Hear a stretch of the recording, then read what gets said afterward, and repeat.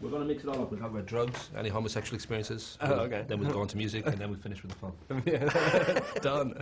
Boom, boom, boom. Why do people not do that? Do they just get the tapes confiscated? I was thinking when it came to playing a very old, blood-gargling, nocturnal oddball who falls for a very sweet and innocent teenage girl. Did you talk to Marilyn Manson how this feels? Because that would be a kind of an overlap there of sorts with Evan Rachel Wood. Yeah, no, I guess, yeah. But I guess he's not old enough though. He's close. But that notion of I know when you first read this part, you just didn't see how you could play it because the guy just seemed too perfect and too one-dimensional, and it was really the audition with Kristen that made you realise, well, there is something more here we can actually get our teeth into. For want of a better phrase. And then I went back after the audition and looked at the material, and I saw a lot more in it.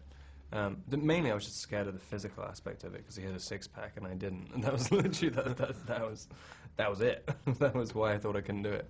But you threw yourself into it. I know you were doing the gym 8 hours a day sometimes, and almost to the point I think Catherine said, you got to slow down. You're going too far almost, and but you seem to have thrown yourself completely into it, realising maybe that this was one of those roles that could be a breakthrough.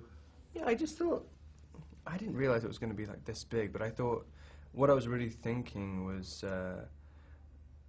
I guess for my own pride, I didn't want to be involved in a kind of teen thing. So I guess the only way of dealing with that is to kind of really commit to whatever your idea is.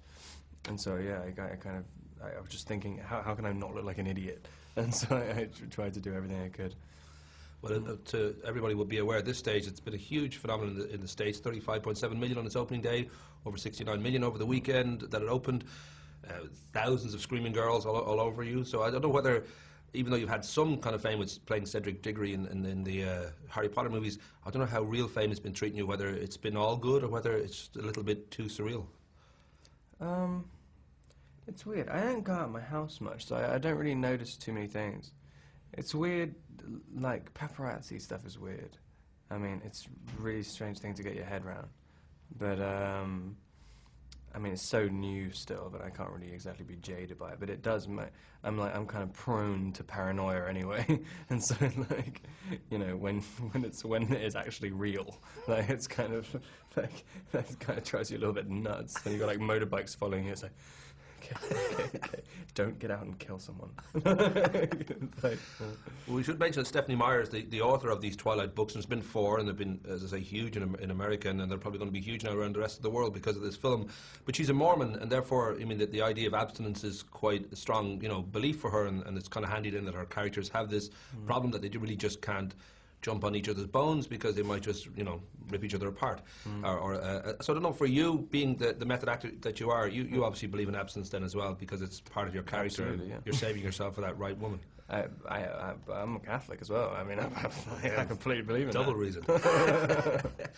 I did think that you're at this point in your career where if everything goes well and you pick the right movies and you've been doing very well, you won Strasbourg and you've done some other interesting films that are coming our way, that, everything goes well, you could be Leonardo DiCaprio or you could be Johnny Depp, or if you mess up, you could be Orlando Bloom. So I don't know whether you're feeling incredibly excited or there's a part of you that's slightly terrified because this is a moment that you could, change your life forever if you play it right.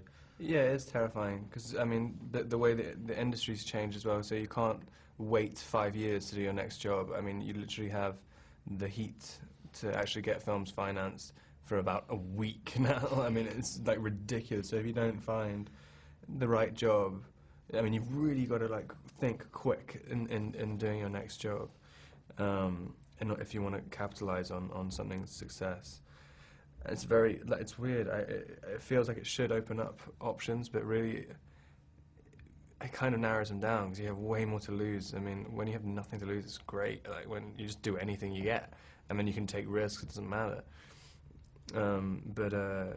Yeah, it's very, very stressful trying to find the right thing to do if you want to, have a longish career.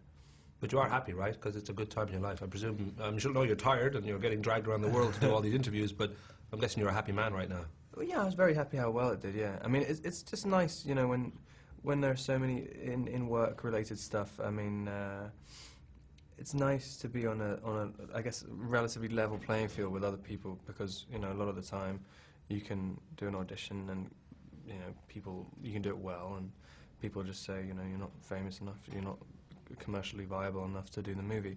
So when you have a movie that's made 130 million or whatever, it's like, kiss my ass. Rock and roll. I'm giving the friendly finger to wrap up. Lovely to talk to you, son. Yeah, thanks a lot.